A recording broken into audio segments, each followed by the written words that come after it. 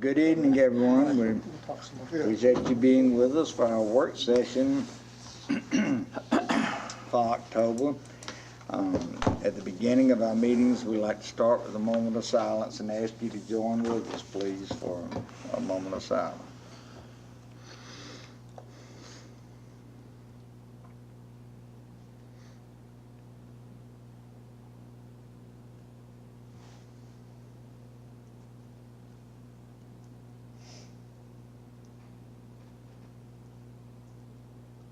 Amen. Thank you. Ms. Crouch, you're going to introduce our young lady to lead us in the Pledge of Allegiance. This is Janiyah Green, and she's one of our fifth graders and one of our student council president nominees. Ooh. She's going to But y'all will join us for the pledge. But let her stand over where, be sure you can get on the table. You want to be famous. Please stand for the Pledge of Allegiance and remain standing. Please stand for the Pledge of Allegiance. Stand, salute, pledge. I pledge allegiance to the flag of the United States of America and to the republic for which it stands, one nation under God, indivisible, with liberty and justice for all. Thank you.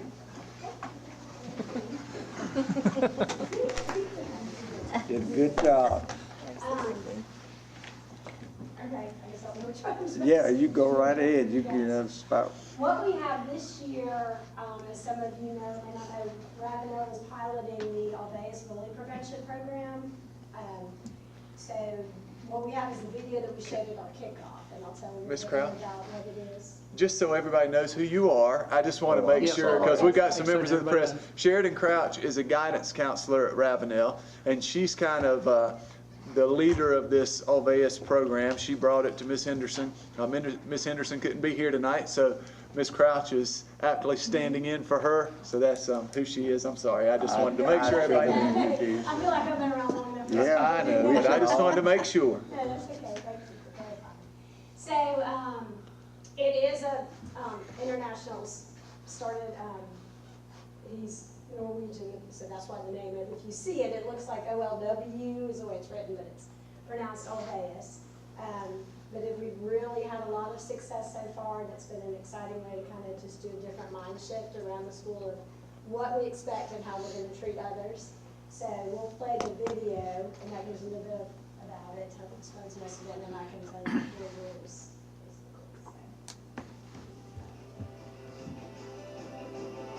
Hey students, y'all are amazing. I care about you. I know some of you have a lot going on in your lives. I know some of you come to school afraid. I know some of you are called names and made to feel like you don't matter. But please hear me, you do matter. You matter to me. Please come talk to me. I promise to listen and help. We ask a lot here at Ravenel. But we need you to do one more thing. Be kind. When you see someone who is being left out, include them. When you see someone being teased or called hurtful names, stand up for them. Report bullying to a teacher. We need your help. We believe in you. You can make a difference. Everyone here at Ravenel cares about you. Students, this fall we have over 85 adults who care about you and have been trained in the Alveus Bully Prevention Program. If you see bullying, please tell an adult. We care. I know some of you see bullying but don't know what to do. You might think that if you step in, that you will be missed. You might think that there's nothing you can do that's going to make a difference. So we know you can make a difference. We outnumber the bullies. We surveyed you. Most of you said you wanted to do something, but you just didn't know how. Now you do. We have the power to stop the bullying. The jury, Miss Henderson, Mr. Roberts. Mrs. Shaw, Mr. Farmer. Miss Hughes, Miss Norton, Miss Gordy. Mrs. Steele, Miss John, Mr. G. Mr. Barnes.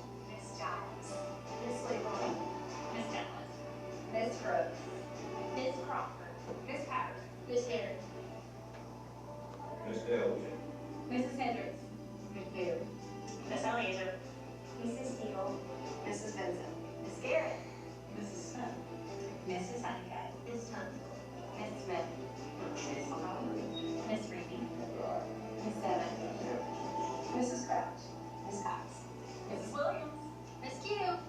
Miss Walden. Mr. Harper. Miss Crenshaw. Miss Winkler.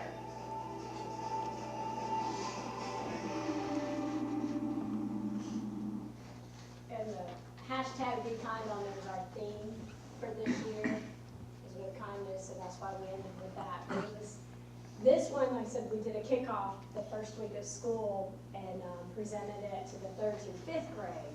We had a little more developmentally appropriate for kindergarten through 2nd, but that's why we had all our 3rd through 5th grade teachers, plus kindergarten 1st and 2nd. So they saw some of their previous year's teachers, the support staff, the custodians, everybody else, so that they know everyone has been trained. We've trained the bus drivers, and they have magnets with the school rules on there that are on the buses, so they know that the same expectation, they're posted on the playground, they're posted in the lunchroom, in every classroom, in the library, in the hallways, so they know everybody is speaking the same language. Because basic 4 rules that we look at are, we will not bully others, we will help those who are being bullied, we'll include others who are left out, and if we know bullying, we'll report it to an adult at school and at home.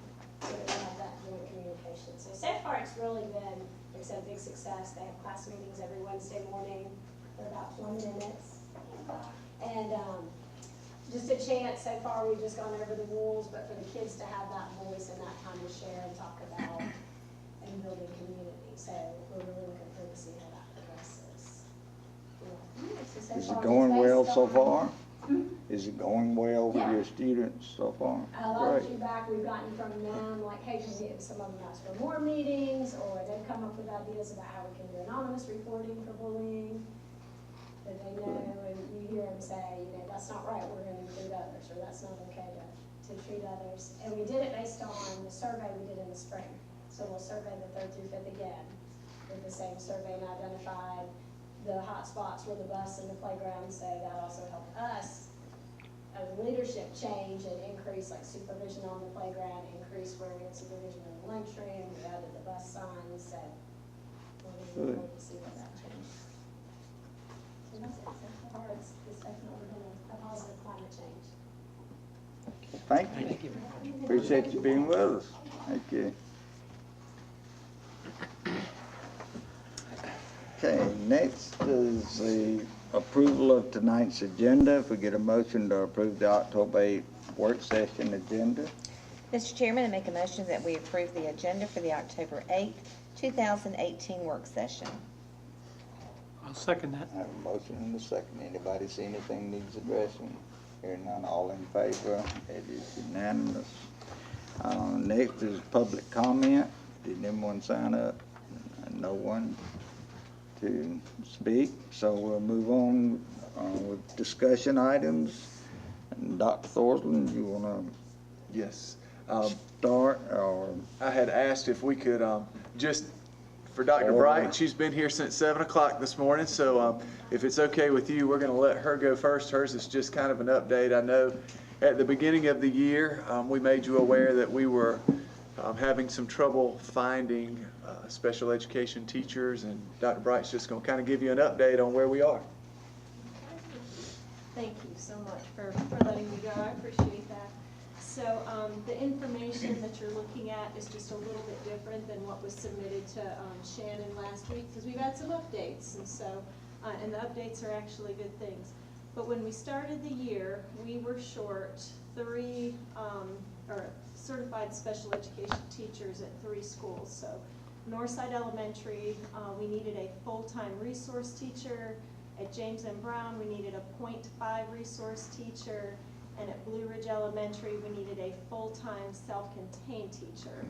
And although adult ed started the year fully staffed, we had a vacancy not long after the school year started that we needed to fill there. So some really good news. Right now, Northside Elementary is fully staffed. It's not uncommon for our numbers to fluctuate a bit at the beginning of the year. We do projected caseloads in the spring. We can't always project exactly which students are going to be where. So after our numbers came back and we were able to determine where students were, we were able to take a .5 resource position from Seneca High School and from Seneca Middle School and move each of those .5s to Northside, and so now they are fully staffed. And then I have for you the current numbers at Northside Elementary School.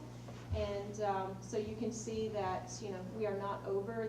The maximum for resource teachers is 33, and we are within that. And our multi-cat self-contained numbers also look good. So as of right now, there are no special education teachers receiving a stipend for serving as team lead, because Northside is good to go.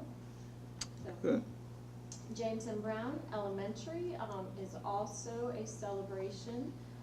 We were able to take a .5 resource position that was at Westminster Elementary School, and we transferred that to James M. Brown. So now they are fully staffed. There were 2 teachers that were getting stipends for extra pay for a total of 13 students at the beginning of the year. That was the plan, not knowing that we were going to be able to move a .5 position.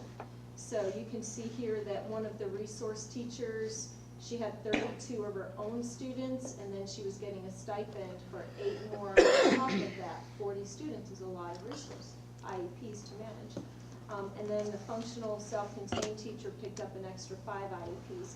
But now that that position is there, everyone should be within their limits. Now James M. Brown, their numbers are slowly starting to increase. So we monitor those numbers, and it may be at some point we need to add even more resources as the year progresses.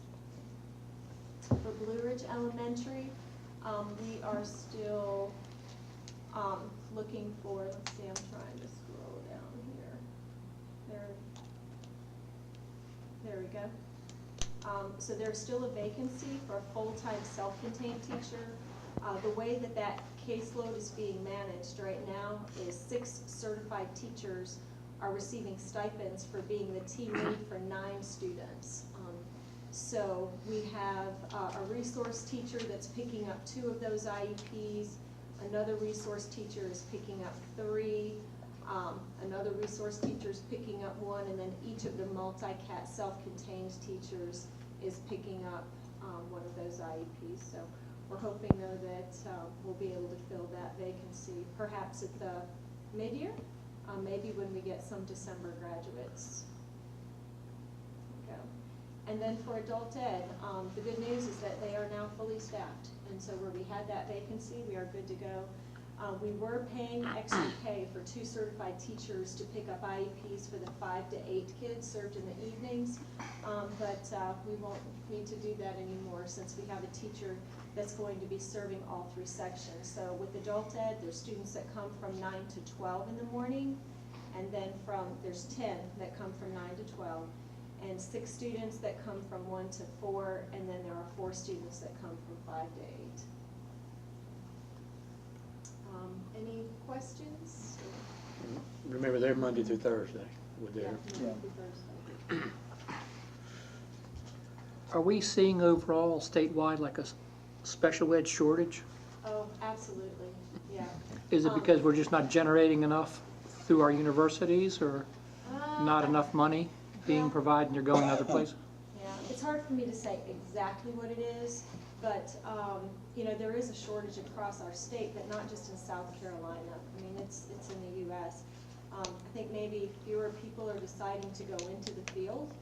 You know, I think that there's plenty enough openings in the universities for students to go into that major. I just think some are choosing a different career path. I can't really say if it's more special ed than gen ed, but you know, we've had shortages for math teachers and science teachers, and you know, who knows, maybe they make more money in industry or working in other areas than in education, which, you know, that's unfortunate because we need our kids to get the best education they can from the best teachers. But, you know, perhaps education isn't as competitive salary-wise as, you know, working in industry or, you know, private sector.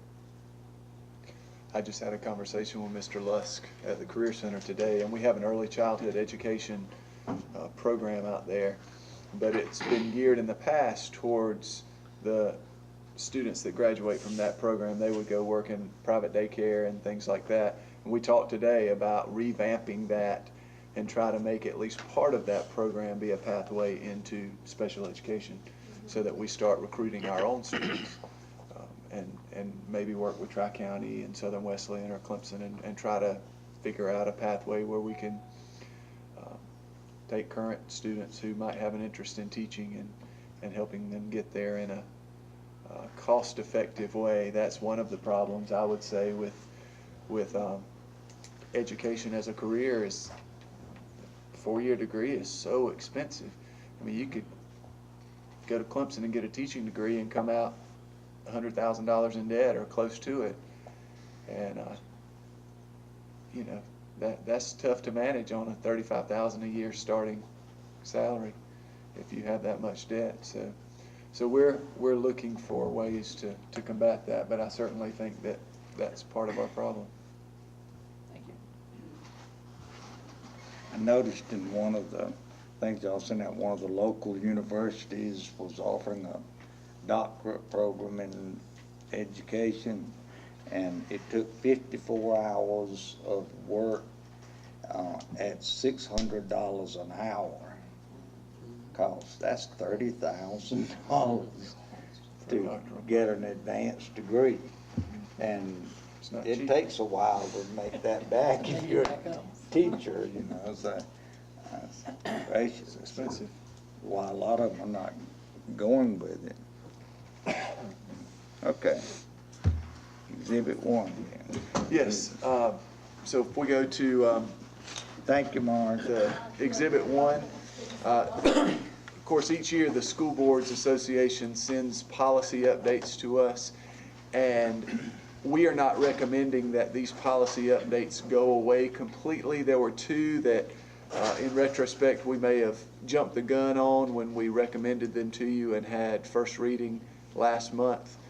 So the graduation requirements, the state is kind of driving this, and we just don't feel like it's developed enough to go ahead and get this policy approved. It'll probably be one that we bring back to you in February, March, April to go ahead and get approval after we get a little bit more direction from the state. So we just kind of want to put the brakes on. Again, we're not necessarily saying no to these, but just put the brakes on that one.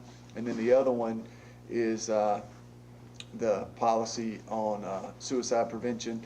We have a group of employees that are right now studying and getting pretty close to making recommendations to us for a comprehensive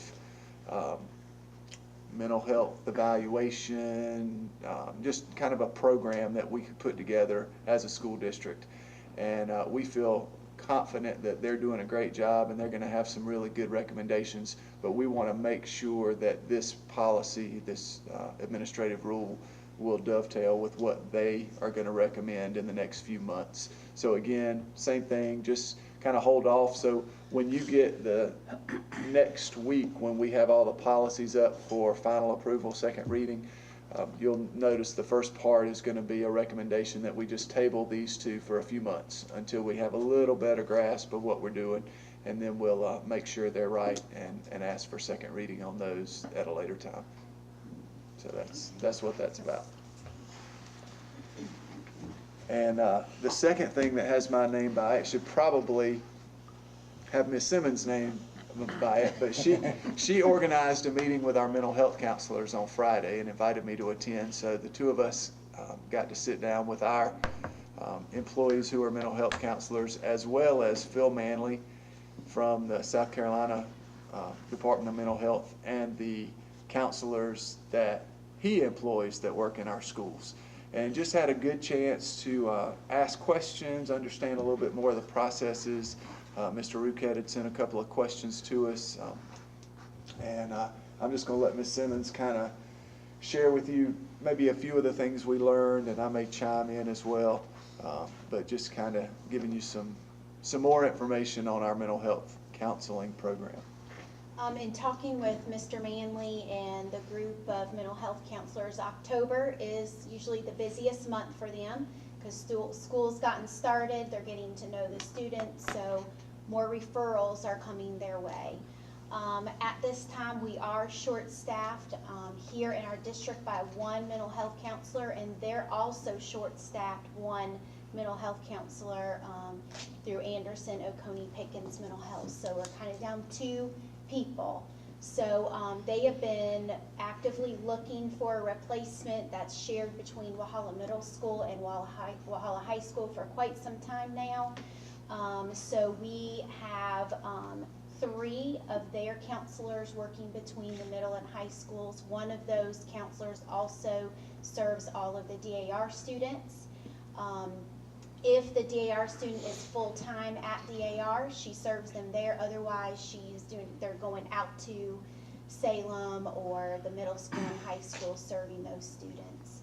So right now we do have a waiting list as far as referrals are concerned. So they call the referrals their waiting list because they have to take those referrals based on level of urgency. So they have their active caseload, and then they're also managing the referrals. Right now, we don't have anyone that's over 25 total active and referrals that they're waiting to, take into place. The thing with the process of taking in a referral is the guidance office is usually the hub for the referrals if those are coming from a teacher or someone else on staff. They are usually the one to complete that paperwork. On that form is also a place to notify the mental health counselor that's taking that referral if the parent or guardian's been notified that they are recommending these types of services. So they're obviously not surprised when the mental health counselor calls to talk with them about that. The thing that kind of takes place that holds up the process is the parent has to give consent for a pre-screening to be conducted. So they're on kind of like a 3-attempt trial with the parent or guardian.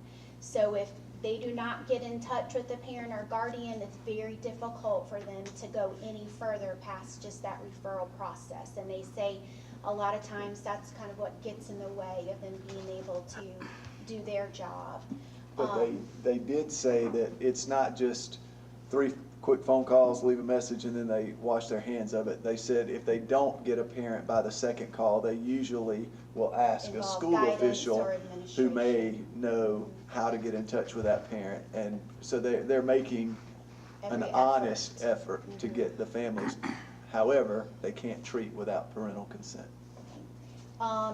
Mr. Manley is, I was glad to hear this, he is actually getting one of their mental health counselors from the Anderson area to come support at Walhalla High School because they've gotten a flux of referrals to come in, so they're going to be sending that support over all during the month of October to help with that.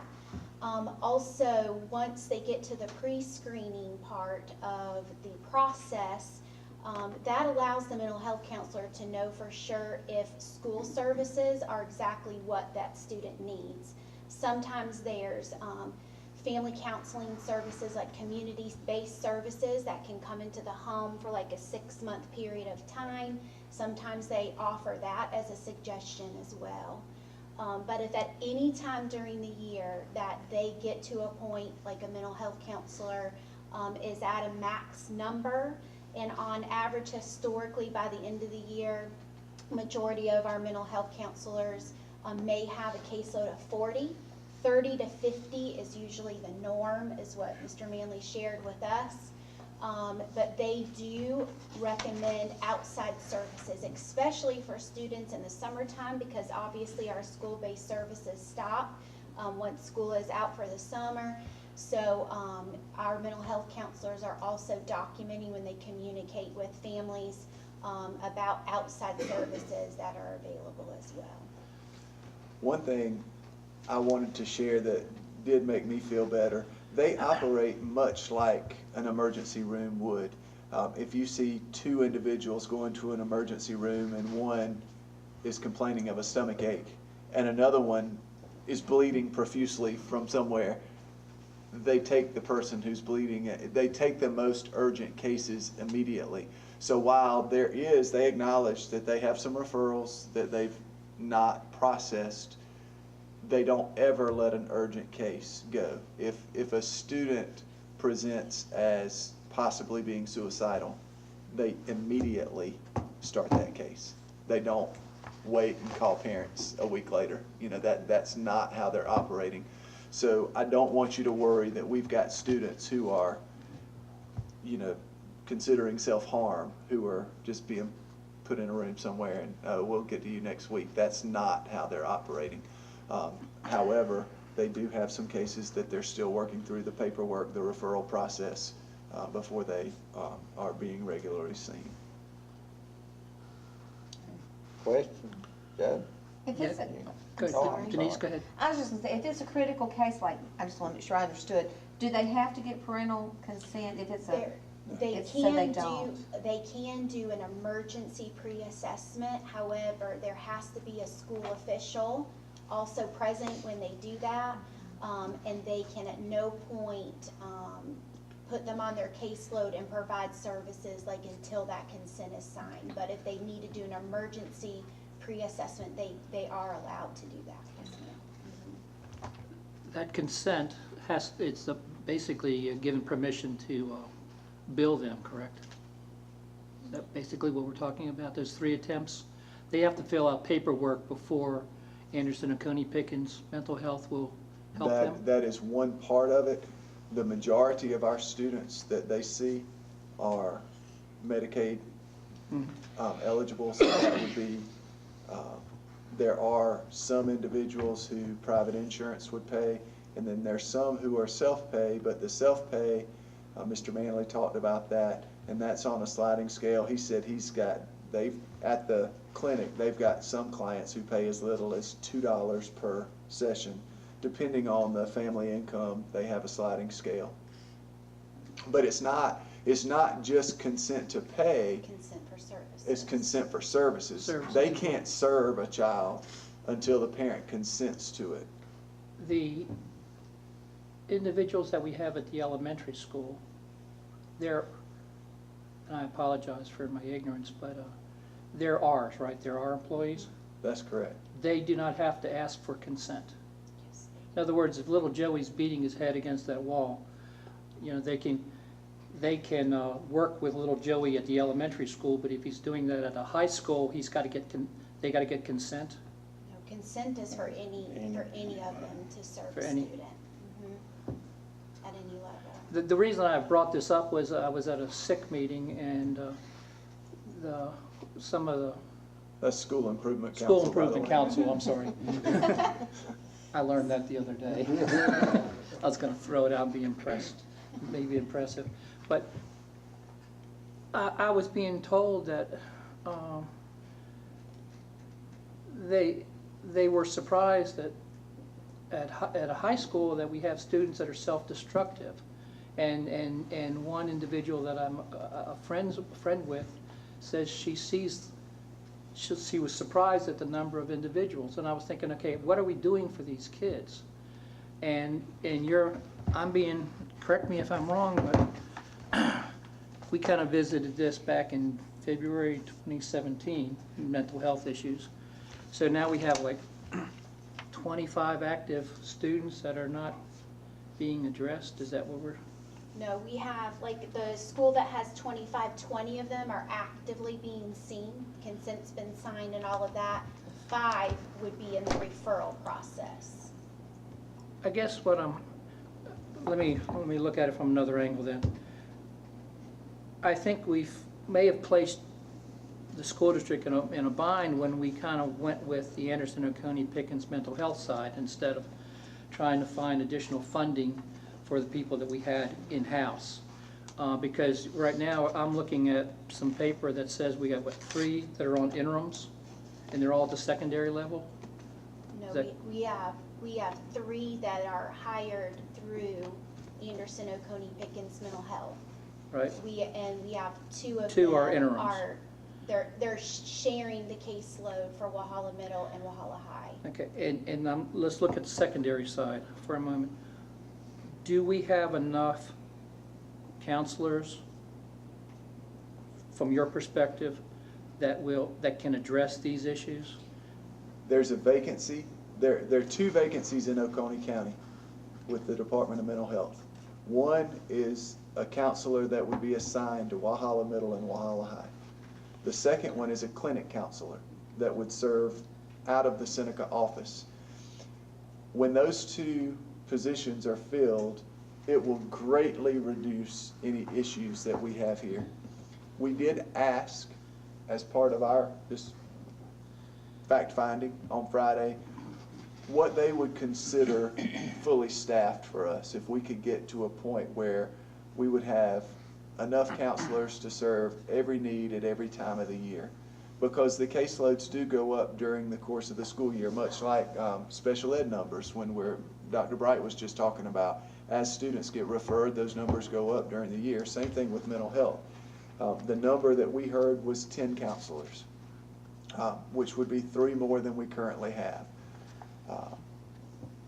That would put probably 1 at each high school, a couple to serve the middle schools, and then 5 in the elementary schools that could go 2 schools per counselor instead of the way we have it now where it's 3. So it may be something we need to look into.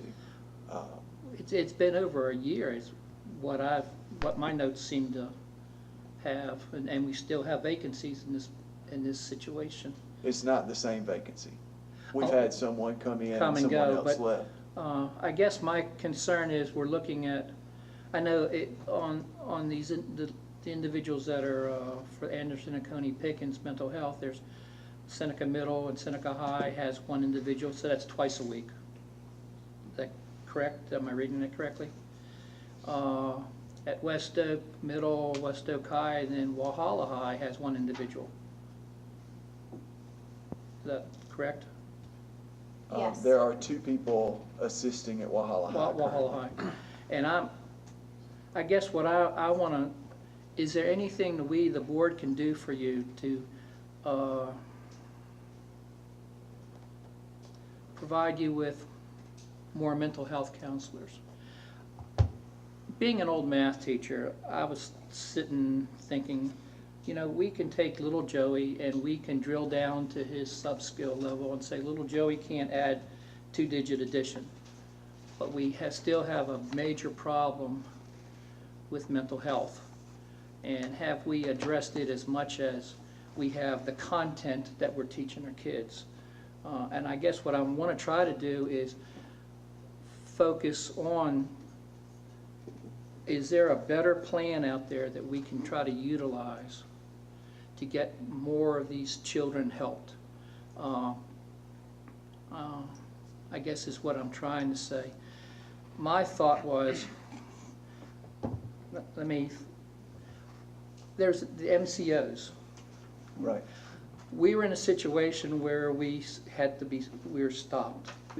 Has that been reinstated to where we talked about that this morning and that's where we can someone correct me on, this is where we basically can bill ourselves. Pay ourselves, right. Bill Medicaid for Bill ourselves. Medicaid, thank you. So we're still not able to do any of that. We're not billing Medicaid currently. And the way we're actually doing that is through our mental health counselors, through Anderson, Oconee, and Pickens.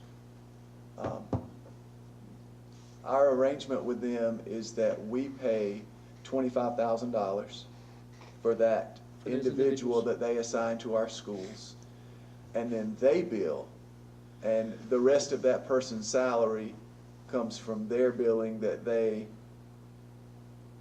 receive from Medicaid or insurance or private pay.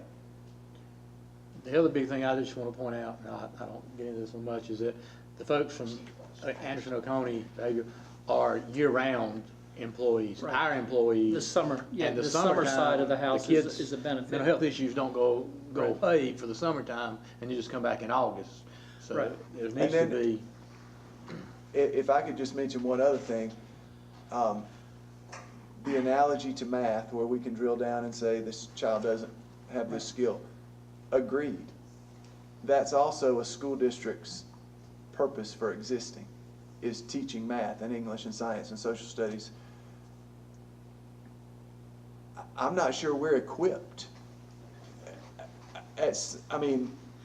Unfortunately, when there's a societal ill, a lot of people just look to the schools to fix it. I'm not saying we shouldn't provide the service. Is that our expertise, or is that the South Carolina Department of Mental Health's expertise? If we had 10 mental health counselors, we've got to, at some point, have, Mr. Manley's been kind enough to assist, and they're helping us. Who supervises it? I don't have expertise in that, and I don't think anybody on this stage has expertise in Yeah, that. we didn't before, it was We're- the problem that we had. Right, So we're, We didn't have a I super. guess you'd say, experts in education. Right. I mean, that's what we were hired to do, and what we have skill and knowledge in. So I don't know, it's not an easy answer, I guess, is the short of it. I don't think it's as easy as saying, let's hire 3 more mental health counselors. I still think we have issues. That could help. I would prefer us get to a point where the Department of Mental Health could hire 3 more for us. That's what I would prefer, rather than have our employees. Not to say that that's, you know, that there could be a different point of view there that could be just as valid as mine. But again, a school district's mission is to educate, and we have to do a lot of things to help facilitate that education. But again, our core focus still has to remain education. Well, I think one thing too that affects that is my understanding mental health has about as difficult time recruiting counselors as we do recruiting special ed teachers, again, because of the low pay. You know, if they were out there, I think, you know, between the school district and mental health, we would try to get them. But from the people I've talked with, they're having a very difficult time recruiting and retaining mental health counselors. And part of this too is because many school districts and maybe even different organizations have expanded the number of employees that they have. So I think there's a demand for those positions right now. And What is the status of the MCOs? Are we ever going to be able to go back and do what we've done in the past? We don't know an answer to that. We talked again this morning about that. We're gonna get an answer to that. It does seem to me that the State Department at some point is gonna have to open that up, because it seems inequitable to me if they allow certain school districts to bill and other school districts not. So I do think that will be addressed, and we'll get an answer I'll try to have an answer for that maybe even next week. But that's not our policy, that's State Department. That's correct. Did we come up with the $25,000 from the negotiation? In other words, what I'm trying to do is just, if we would provide more funds on our side, would that give us the opportunity to have more personnel? My understanding is that that's a standard agreement they have with multiple school districts in Anderson and Oconee. I know that Mr. Manley supervises counselors in Anderson school districts as well, and my understanding is that's just kind of the Department of Mental Health's agreement for school-based counselors, is that the district picks up $25,000 of the salary and they recoup the rest through their billing services. Through their billing. The actual secondary employees, are they physically on campus, or are they there only when called upon? No, physically on campus. They're on campus, Yes, they're not. sir. They all have offices in their buildings.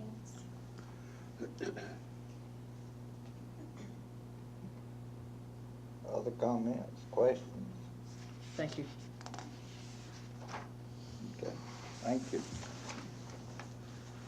Ms. Tanby? Yes, in Exhibit 2, you'll see, remember, it was about a year and a half ago, the legislature changed how we needed to do school board meetings, rather than running them school year to school year, we run them calendar year.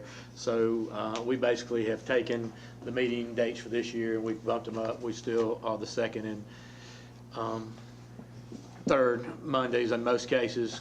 Of course, in January, there's the Martin Luther King Jr. holiday. You can see it's pretty standard. We have the retreat in June. We have the board meeting in August that coincides with summer graduation. Most months have two, although in the summer and then at the end of the year there are one.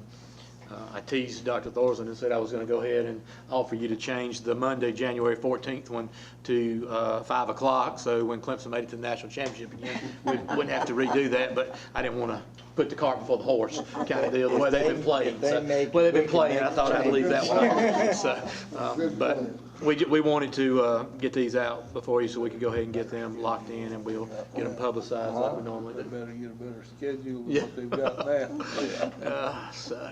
But that is for you guys to hopefully approve next week. time. Yep. And if you see anything about it that you have questions about, you can let me or Shannon know. She pretty much did the dates. Okay. You're exhibit. Yep. I am exhibit 3, and I put by your, or I handed to you or gave you by your seat the table, and I just did a quick table with the calendar vote. We sent out 2 options, and the biggest difference between option 1 and option 2, option 1 you see is more of the traditional start. As y'all know, but maybe not everybody that's here knows, we're not allowed to start with students before the 3rd Monday in August due to state statute. So that kind of puts a hindrance on us.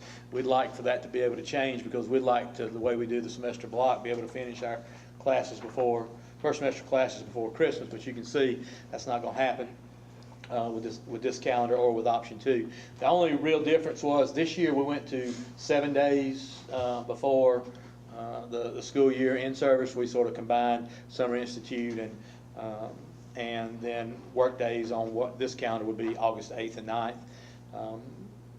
The staff voted, and you can see the numbers. Out of our 18 locations, 13 chose option 1 and 5 chose option 2. If you look at the June part, that was the main difference. The differences were in August and June for the most part. And the one that they got the most votes, we'll go 2 days in that first week of June, have a makeup day and an in-service. If we don't use that makeup day, we'll bump the in-service day up. But graduation will be set for May 30th. In fact, I've already spoken to Little John and got our name in pencil in there for that, provided y'all approve that for the next couple of years. But that's the biggest difference. And the other one we could finish up and just have a work day after there. But again, I think it was the 7 days before they wanted more spread out. And again, with the calendar, there's no way to make everybody happy. So we gave them 2 options. We let them vote, and this is what they chose. Is there no discussion, though, even going on with the legislature about giving flexibility? There's going to be, was. our understanding is that a neighboring county's representative is going to make a push to try to get that changed and give school boards more flexibility at the local level. And we would like for them to do that, and if that goes through, we would like to be able to take advantage of that and use that and adjust that. On the flip side of this, we'll ask you to approve what the majority of the schools went with, I guess would be the recommendation, even though I like the other one. But the majority of the schools voted for it, so that option 1 will be the recommendation we make for next year as you vote next week. But I did want to give you a little information about the 2021 calendar, because we'd come and the parent advisory group had asked us about revisiting the modified calendar. So we have people all up through here. We are doing a survey of the parents and the staff. The staff survey is going to be via email. The parent survey is going out through the mail. We're sending out about 7,500, and we have a code on there, and they can do the survey. It's going to be one question. Would you be okay with the modified calendar for the 2021 school year? But we're giving them information. It's got a letter with information, then on the back side it's got pros and cons, then it's got an example of the modified calendar, and it's got an example of the traditional calendar for that year. And it also says that this is not a district push. This was instigated by the parent advisory group, and they hit us again last week about it, and they were mad because we couldn't consider it for this coming year. But and if the number 7,500 is odd, yeah, that's so that every family that has a child in our school district gets 1 vote. So I have 3 children in our school district. I get 1 vote. So the folks in technology figured out some kind of way to Yeah, to exclude Yeah. second, third. We pulled them by fourth children. addresses and that, we're not doing, if you've got 3 kids, we don't want Dr. Thorson to have 3 boats, so every family gets one. We have it translated, as well, we have the letter and directions translated, there's a QR code on there, they can just scan it, go right to it, hit the one button, and it's done. We also tell them if they don't have technology at their house, go to the school and we'll let them scan it there and take it there, so. So hopefully in November, we'll have some numbers on that. We'd like to get whatever calendar out for the next couple years, get back on that schedule where we have it out about a year and 4 or 5 months in advance where people can make plans and that, so. Steve, have you thought about a percentage of positive responses that you would want to consider? We have not. We thought that would be up to you guys to tell us what you thought that number should be. And I get asked that question, is it a simple 51-49? At one time it was, the number you were looking for was 70. A board years ago is, 60-40 good. I tell people I'm just trying to get information right now, and then we'll look at the information, and hopefully it'll be enough that we'll have a good idea if that's something we need to do. So, but we'll have a separate survey, and we'll have it broken down by families and staff, because we're going to send out about 1,500 to our employees. But we're not asking opinions of people who do not have children in school. No, Except for employees. except for our folks that work for us. Yeah. Grandparents and. We have not. Well, one per family, so the guardians Right. of every child would get a vote. We just found that sometimes with surveys, if you open it up, people will go to a computer lab and vote 22 times, and you can't block all those IP addresses. And we just felt like the way to get an accurate indication, actually after I really thought about it, I kind of thought I really shouldn't even send it to juniors and seniors, because they're not going to be here for either one of them. Like my son's a junior, it won't affect him. He'll be hopefully he's going to be graduating. But we just went ahead. Everybody's in our database. We pulled them out, and Shannon's been working with Stephanie Visage and technology, and Josh and Zach in technology. Zach created us our own survey site. Somebody was trying to charge us $1,200. He wrote a program and created that for us, and they'll go vote there, and we'll have it to you in November.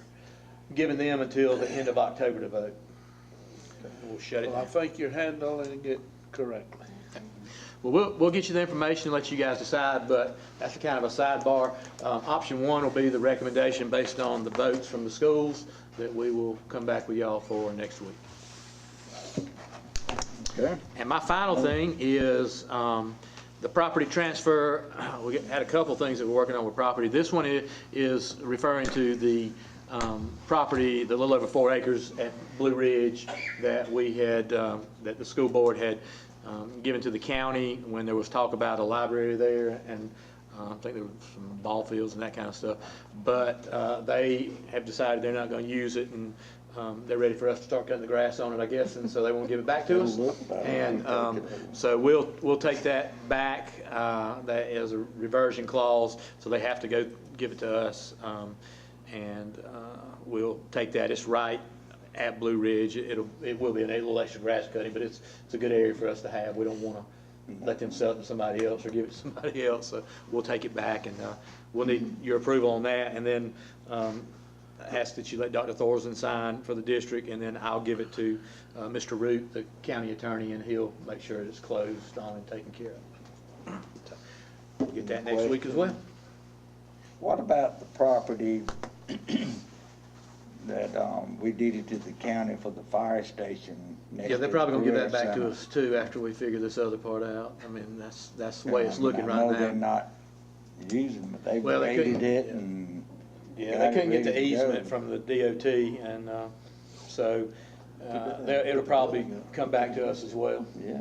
Well, they will want property up near the ETV center, I Well, assume, also. right, they've asked about that, but that we would keep in our name, and at least until we Well, get everything done and it's move not out even of a there. permanent station at this point. I mean, Right. they'll be, I'm assuming they're gonna build some type of. They're just gonna build like a building garage. covered area for the truck. Is really, it'd save them the money. to build a covered area for the truck and use that as the sleeping quarters and the office area for their, they have 2 firefighters who were constantly patrolling in that area. So right now, they're just they can come in during the day if they want, that kind of stuff. They're not staying at night. We haven't gotten the full agreement worked out with Mr. Lusk and them because we're waiting on final approval, but we also need to work out some things with our students with special needs class there to make sure, because they're going to have priority on it for the next year and a half. Thank you. Other question, comment? Okay. So There's more? Exhibit 5 is a September financial report, and hopefully you've had a chance to look at that. If you have some questions, I'll be happy to answer. You see anything that you need to tell us, point out to us I don't think so. that we're not trained that we would catch? Let's see. No, we don't. Things are pretty normal. I didn't see anything that I thought really. Nothing out of, okay. I didn't. Anything, anybody have questions on checks that are written, any of that expenses?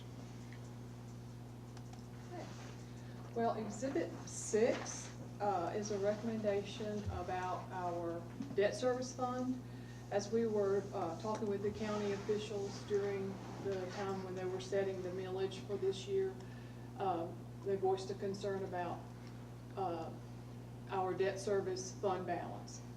It's not low, but they would like to increase it over time, just so that in the event we have a bad year, we would still have, you know, a good bit of cash to be able to pay our payments. So there are 2 ways that we can do that. One would have been to raise the millage, and you know, we've been working on that, keeping our debt service millage flat for 10, 12 years now. And we thought that considering how the council has been working with us over the years, we would like to not raise that millage, but instead to transfer some money from our general fund to the debt service fund this year. And then as we go forward, we can work more with Mr. Nurick to get those, to not have as much payments going out as we have in the past. But we've been paying off aggressively to get. We have been. And Get there's, these paid. they've been talking to the folks at the Department of Revenue, and they think that we need to have more of a reserve. Is it fair to say that Mr. Nurick has been a little more aggressive than county officials would want us to be? That has caused the fund balance in that account to be just a little smaller than what, they're a little more conservative than Mr. Nurick is. That's But why, I mean, what's the problem? I mean, if the fund balance got low or something, the county's not on the hook. They're not on the hook. We're on the hook for the money we've got to come up with it. We are. I really think they have our best interest at heart. They want to be sure that in the event that they don't have, that we don't collect what we need, that there's that reserve there. The cushion there to pay that year, and then you can adjust it or do again. Just like you want a little cushion in your checking account, so that you. Same thing we're doing with our district fund balance. Exactly. Yes, exactly. But they don't Gloria, want the $400,000 will need to come out of what? Our general fund balance. Yeah, I understand that, but do we have $400,000 in the general fund balance that we can readily take that from? We will be able to. Yes. Okay. Yes. I mean, I wouldn't want to do it right now because we're in our low cash time of the year, but as we get into January, we can do that. Yeah, that's when like the taxes are paid. Right. Okay. So that will be for next week. Okay. Any other questions? More? Well, then, completes our discussion items. The only thing left on our agenda is executive session for personnel items, employment recommendations and changes. If we could get a motion to go into executive session for those reasons. Chairman, I move we go into executive session for employment recommendations, personnel changes. Second. All in favor? It's unanimous. Thank y'all for being here.